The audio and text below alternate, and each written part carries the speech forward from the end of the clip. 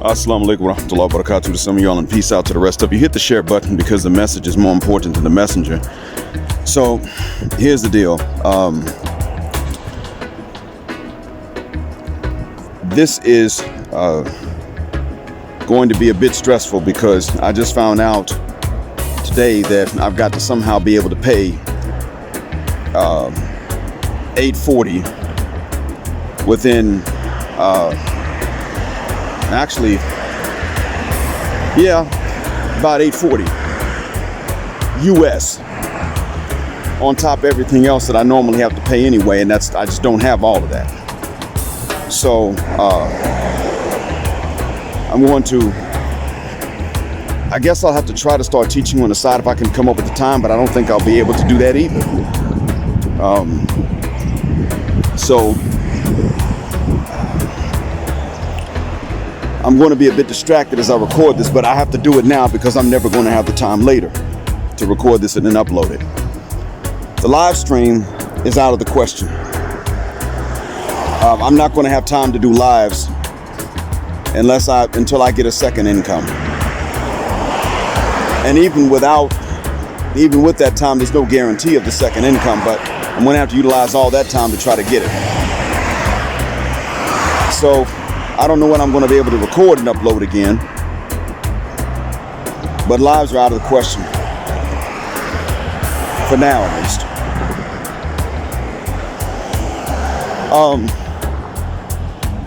This is going to be about Amira's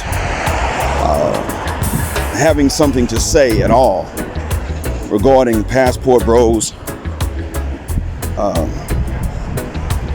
First thing I'm going to state is that I don't really care what her reasons are.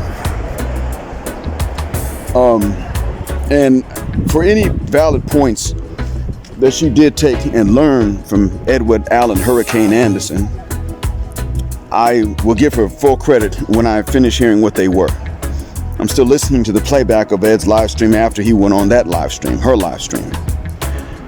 But one of the things I want to talk about is these N-words that take anything that's anti-passport bros and jump on it, because if they have smoke for passport bros and it's not warranted and it's not valid and it's not specific, then that means they got smoke for all BMPTs, black male passport travelers. That includes SYSBM and IBMOR as well.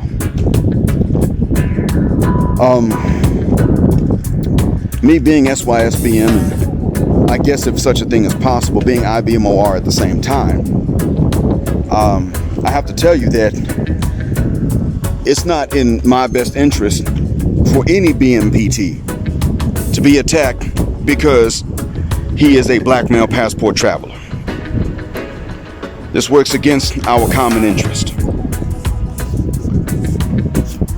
I explained earlier that when you start to deal with non-blacks, hell, you can deal with black women in this regard. When you start to deal with non-black folk in this regard, you are going to find that unless they can sympathize with our race, they can get gender right and race wrong. And Amira proved that. Again, I keep telling us that we need to understand that trad cons, especially non-black trad cons, will get gender right and race wrong. JPT did it, Hannah Davis, and now we're looking at a situation in which Amira did that again. She said that we're lying. Now, she said passport bros are lying, but she would have said the same thing about SYSBM if she knew about us, unless she was initially told right off the bat that we're not the exact same and that we generally are about marriage. But if she had just heard about SYSBM in conjunction with passport bros, she would have jumped on that without even taking the time to find out if it's true or not. In the end, it comes down to this. Amira's own house has to be cleaned, and the ones who sullied it are not Amira. It's not that. The thing is that she's not willing to stand up and say, well, you know, this is what my people are doing wrong and we need to cut this mess out, so I'm going to do it for her. She didn't mind telling us that, you know, black male passport bros, even though black males are not the only passport bros by definition.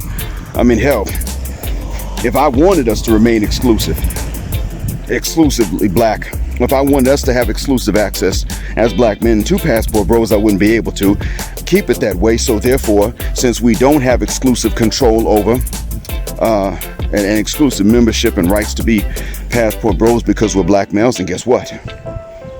That means that she doesn't get to single us out. She said that black males who are Passport Bros, because she was talking about Passport Bros as black males, don't go to Uzbekistan. And you know, we black folks that are American are generally not that good at knowing where everything is anyway. But let me explain this. Amira, the worst people to ever go to the Arab world are usually the Western European. On Valentine's Day, there was a European guy and his wife that stood up in a restaurant here in Riyadh, danced and kissed each other on the mouth in public. People here kiss each other on the mouths in private. Married couples especially, hopefully, they do so in private, but not in public. This is not something that's okay in public. It's not. And guess what they did? Now, he was confronted about this and told, look, if y'all are married, it's good that you're kissing on the mouth, but not in front of other people.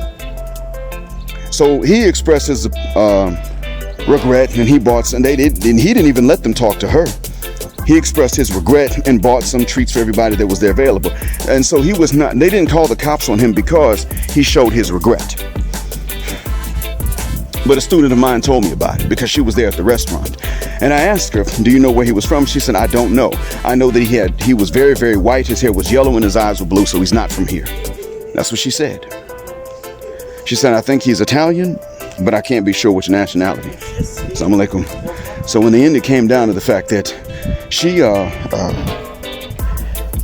even saw it.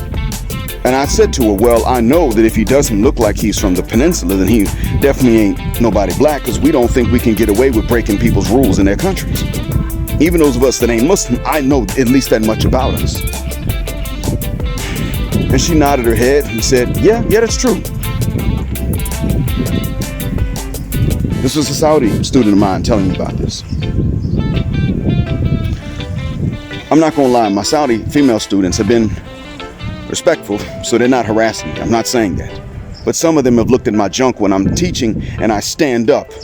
And I don't fully blame them. We teachers have to wear pants that are not really that big on us. They're somewhat tight. That's really all they sell here. And we have to tuck our shirts in. So I'm not allowed to dress as modestly as I like to. It's not an option at my job. And they never have openly leered. They look like they're somewhat distracted when they keep staring straight ahead where my junk is, which at that time is where my eye level was when I was sitting down. That's usually how it happens. It's about 2 of them per each shift that do this. But they don't seem to even mean any disrespect. I don't like it per se, but I can't be angry because they look like they don't even, it's like they space out for a second. Then they come back to reality. Oh, sorry. And then once they're focused, they start talking about the English lesson again. When they ask me questions, they ask me questions about English. They're not disrespectful, but they're human. I don't fault them for that.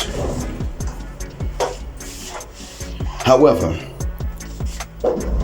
there are things that people know not to do, especially in public. And I don't tolerate some of these things from white South Africans, and all the ones that are here are Dutch. None of them are British. They're all Boers, Afrikaners. And then white Americans that come, they're the main ones that feel they don't have to obey the rules here because you don't get to be a brown person and Muslim and tell them what to do, let alone someone black. That's how they are. That's who these folks are.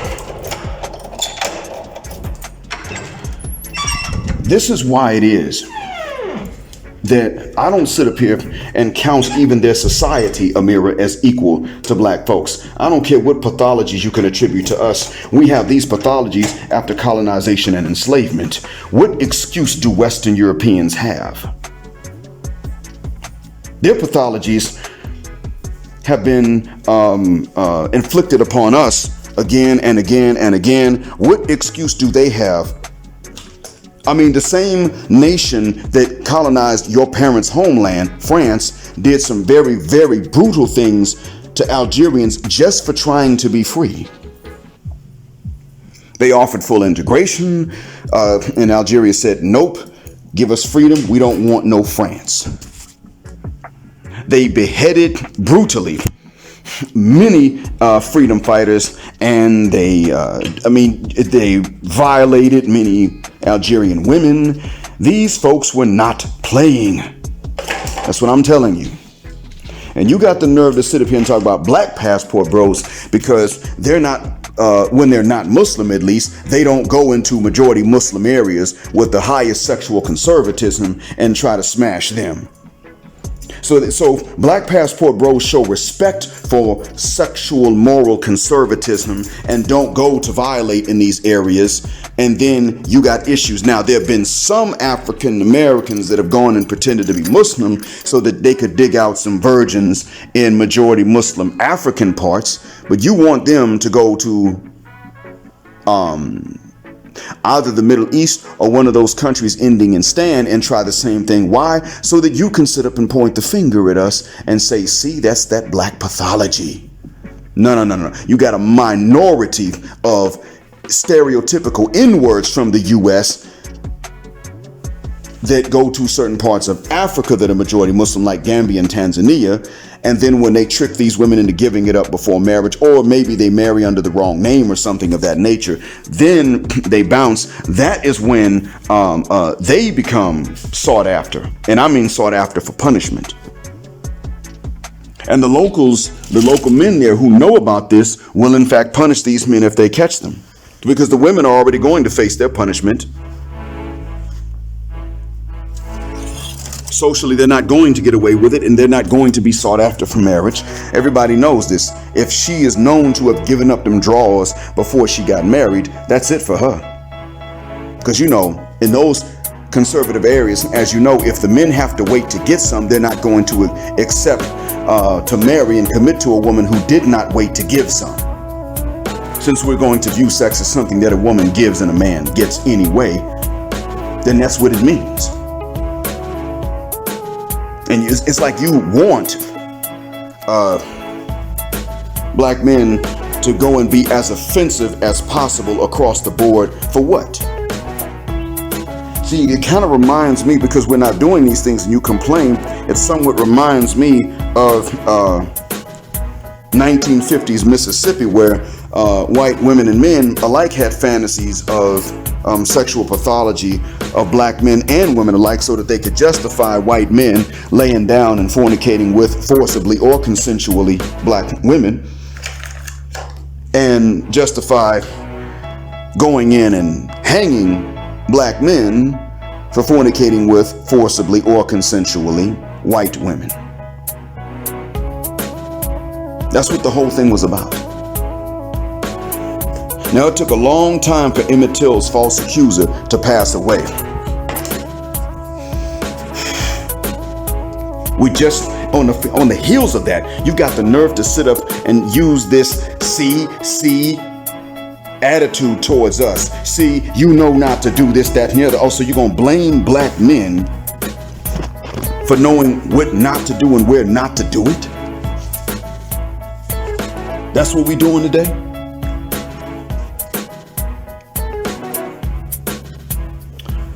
Now, Amira,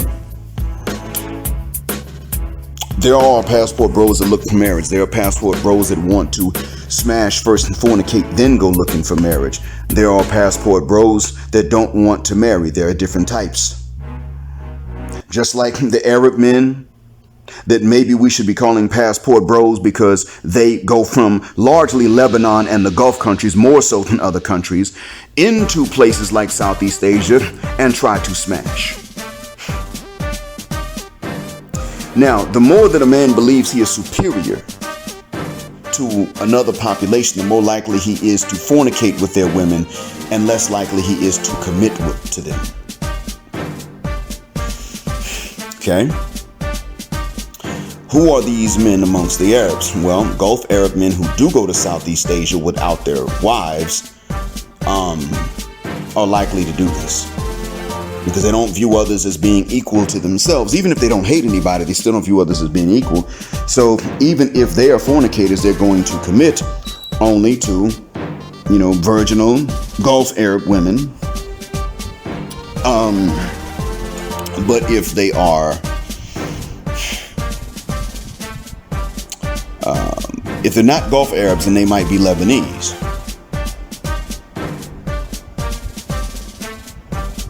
Jordanians actually go into the Philippines, and I heard quite a few of them were married to southern Filipina Muslimas from Mindanao. That's the last that I heard. I don't know if it's changed. I'm not sure if that's true, but I've never heard anything else regarding them. I've only heard two things about the Jordanian men that form a sizable minority in Mindanao. One, I've heard that they generally do marry southern Muslima Filipinas. The second thing I've heard is that quite a few of them are drug dealers. But these drug dealers are not reputed, last I heard, to just be fornicating with southern Muslima Filipinas. Or Filipinas in general. You know who does go to the Philippines and tries to fornicate, and sometimes they do, and they don't go to the south where the Muslims are? I've heard of Gulf Arabs doing that. But one of the things I learned later on is that where Gulf Arab men go, when they're dirty to do their dirt, because a lot of them don't believe in going to these places without their families. But wherever the dirty ones of them will flock to do their dirt, so too will flock the Lebanese. Because Arab elitism, beyond the normal Arab elitism, is only exaggerated amongst the Gulf Arabs and the Lebanese. Lebanese are so elitist at times that the Gulf Arabs look at them and say, oh, they're very discriminatory. Whether it's a Lebanese Arab or a Lebanese Muslim, it doesn't really seem to matter. I mean, a Lebanese Christian or a Lebanese Muslim, it doesn't really seem to matter. I've met very few Lebanese. I have not been ill-treated by any of them. I'll tell anybody that in a heartbeat if I'm asked. But the question has to be asked as well. Since we're going to talk about pathology based on reputation, then let's talk about that both ways.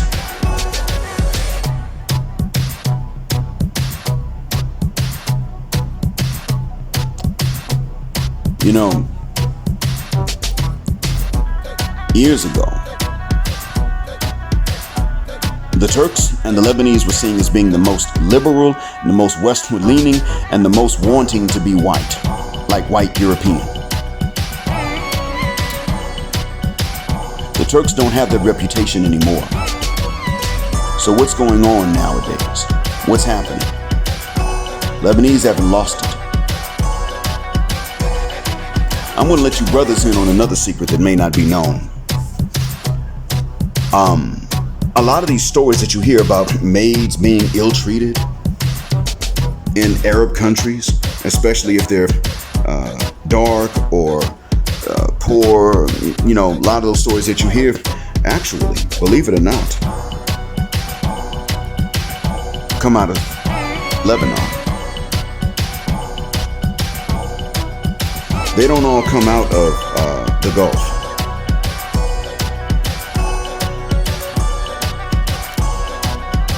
That's what's crazy about it.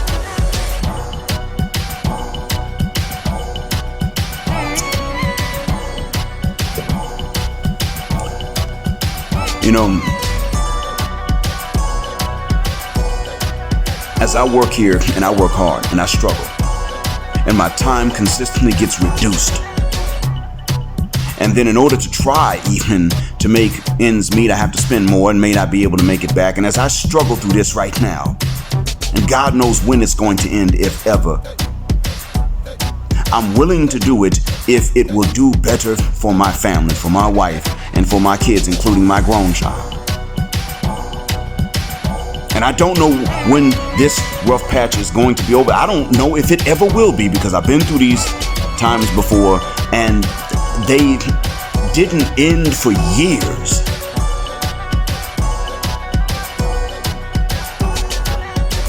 I'm willing to do this if it'll help my family out. But as I do this, I am not fitting the negative stereotypes attributed to my people, and yet there are some times when they're still attributed to me. I remember one thing, and that is, Amira, that there are others who are going through worse than I am, and if they weren't black, they wouldn't have to go through it as much. I remember this. So I don't take kindly to someone coming along and calling a not exclusively black group, even if the majority are black, a non-exclusively black group, to be a bunch of sexual deviants that are in fact not only no worse, but are actually better behaved than fornicators of the white non-Arab or the white Arab stripe, and yet still be talked about like they're the worst. You said before that black folks and Asians were the most racist you'd ever met, and it wasn't white folks. No, Amira, let me tell you how I know it was in fact them. Because see, white Americans and white Dutch South Africans are the ones who come here and flout the rules, and they don't generally listen. Sometimes, maybe some other nationalities too, but those two I know. The white Britishers actually tend to be respectful. The few that are here. The white Americans actually go back and forth, but they run the full spectrum of disrespect and respect. But the white Dutch South Africans, oh my God. They always got to throw sneak disses all the time. All the time.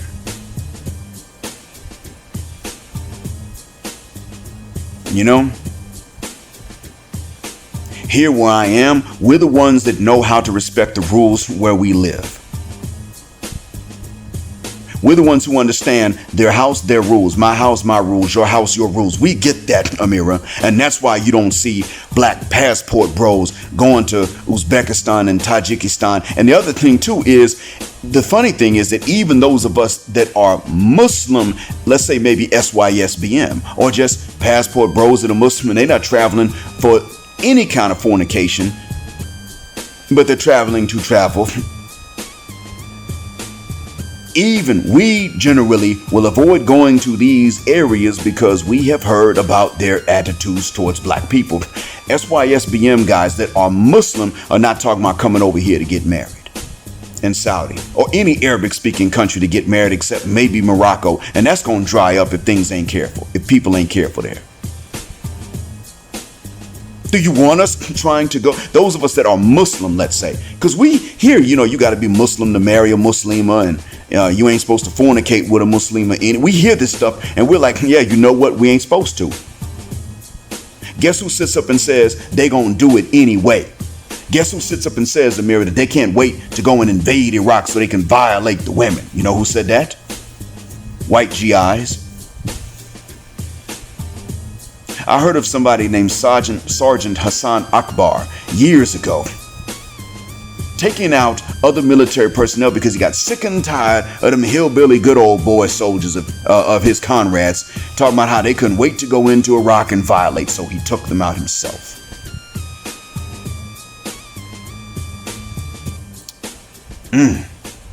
Dang, Amira.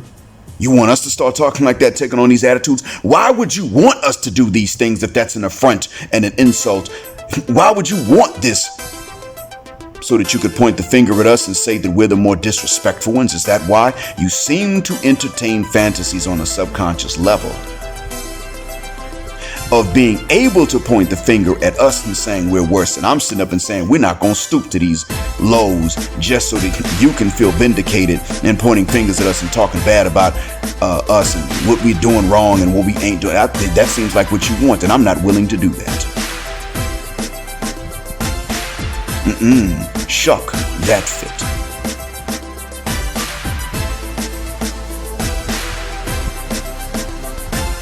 I'm done with that.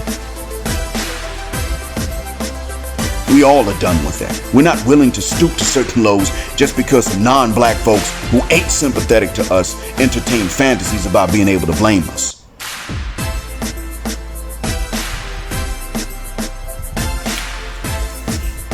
I'm going to listen to the rest of what Edward said on his own live stream after he went on yours, and wherever he gives you credit, I will accept it and I will give you the same credit, to be fair. But I'm going to tell you now, Amira, you're going to have to start, well, if I find the time, don't worry.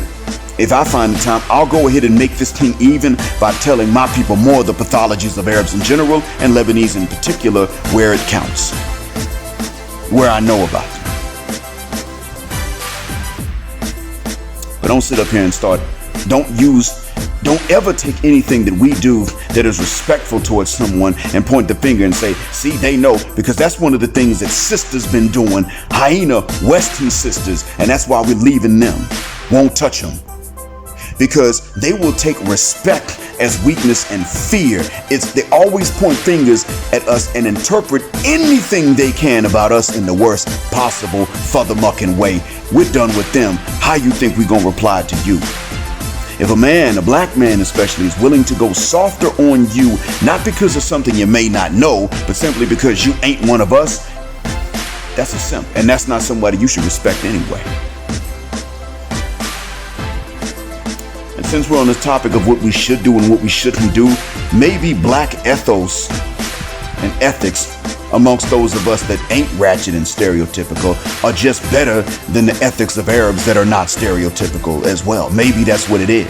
Because see, according to your religion, according to our religion and your culture, you are supposed to be covered with the hijab when you do go live and on camera or just anywhere out in the public, and not adorned with makeup. You're supposed to be. Why are you hijabless on camera and adorned with makeup?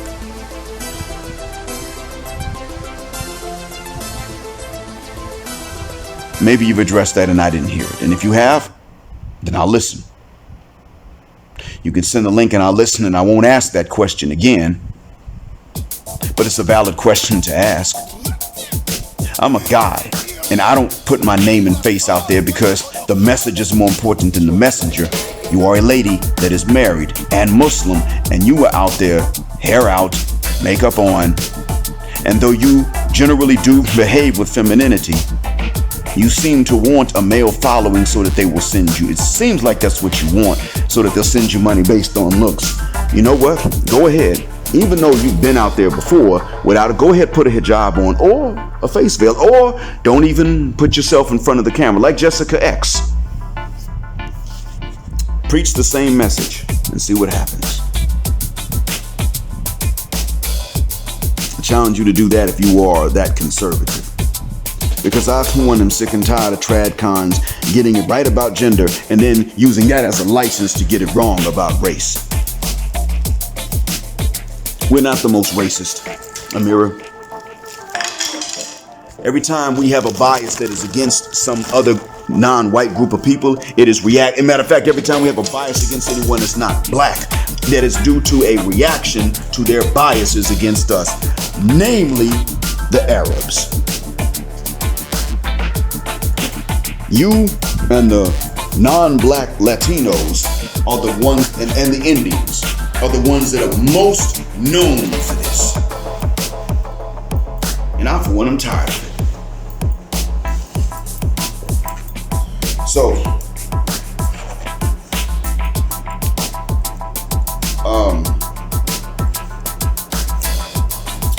understand that if I find the time and I start talking about the Arabs this and the Arabs that, and it ain't always favorable, just remember that you reminded me to do it. And don't go trying to dox me just so you can try to report me to the authorities here and maybe get me deported, because if that happens, not only do I lose income, and I'm going to come and go through the courts to get it from you, because I'm not going to lie, I'm not going to slander anybody, so I'm not going to do anything to legally deserve that from you. But in the event that, so that means that if you do try to dox me to get me thrown out of here,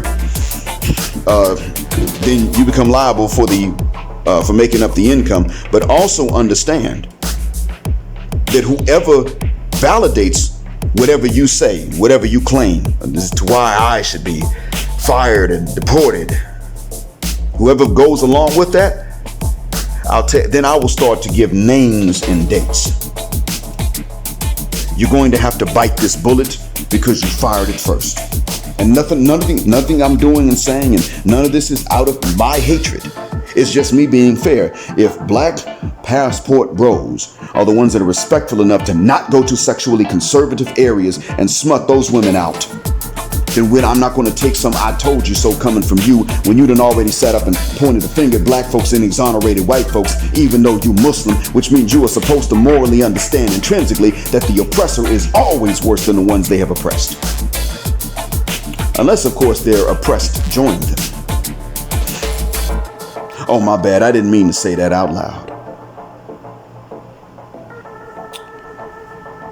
Not required to be respectful for something like that. I hope this benefits you all. And before I forget, to my normal audience, hit the Cash App on your way out of the jet black aircraft. Thank you for listening. As always, black heart, black mind, black out, and black heterosexual non-select male power just because they don't like it, and black patriarchy until extinction of Judgment Day. Thank you for flying again with me on Jet Black Airways, where jet black is also a verb. Keep jetting black with me until the wings and the wheels fall off this mother cuss word. Gender justice forever.